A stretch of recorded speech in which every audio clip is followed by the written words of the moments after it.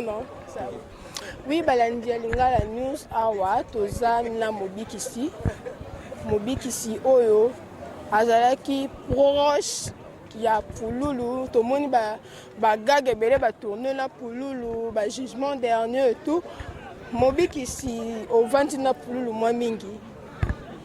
comportement na ezalaki ndenge nini en fait. Déjà de nature azam tout le monde dirait aloba anda aloba mingi te, mais il se fâche vite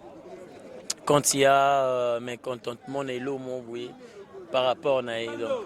Mais sinon piana mbote mais sinon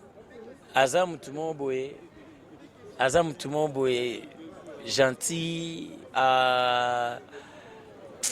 azalé na manière ya ko reprocher mutu na likambo neti par exemple bwana scène s'il faut apporter un plus alors c'est là avec modération voilà. Mais mobikisi ya bato bazolo ba que non Pululu bat bande ko ba producteur ba bande ko boya ye ba bande ko linga ye te et tout mais Congo America et ko accepter voire même totalement ba commentaire ya Congo America TV na YouTube ezolo bela kaka makambu ba boya ki ba sundole Pululu bon bazwa ki e pona nyonso tu wana mobikisi yo. Déjà naza te pona ko accuser Songolo Mpakala. Je dois me réserver place Babengana qui en tout cas je sais pas, mais ce qui est vrai il y avait un moment ils allaient m'emboîter DG les kaki. Il avait connu un problème avec des producteurs ma esile nango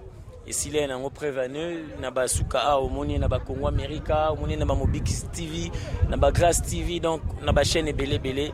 donc Pululu alobe na nga boye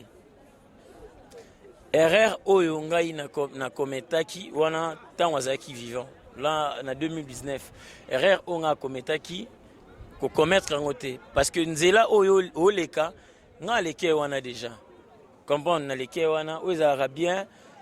stabilité ya kombo kwiti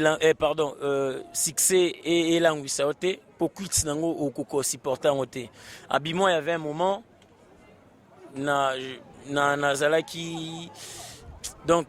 okozala na ebiso nga o sala nga boye yoso lingo sala boye na tiki directement na ki bon comme biso pe ba congolais tozala vraiment na nini wana ya comprendre que mutu pe fois na droit na batu mingi bazwa ki yango ndire elo mo bonende ba ko lingele boule mais après les kaki nango déjà et les ken nango déjà azongene déjà na relation bien na batu nyonso. OK mobikisi balanjelinga la news baliba ba yo ba sentir yo na kimobikisi na yo douleur oza ko sentir ko perdre un être cher comme Pululu azaki artiste monene na mboka na biso Congo ba yo ko na kimobikisi. Moi si naebi mingi bazali awa bazali na mawa kasi ngai lokola mobikisi na kosenga na moto nyonso ba journaliste ba comédien bango nyonso bazala na bango na esengo pamba te mosantu Pululu ye azali na gradin na tiki ekutu azali kobula déjà. Merci beaucoup Mobikisi. Donc ça vraiment pas si malgré Alina exceptionniste na soukame ça vraiment pas si douleur ko perdre mutu nene loko a Pululu vraiment to continuer.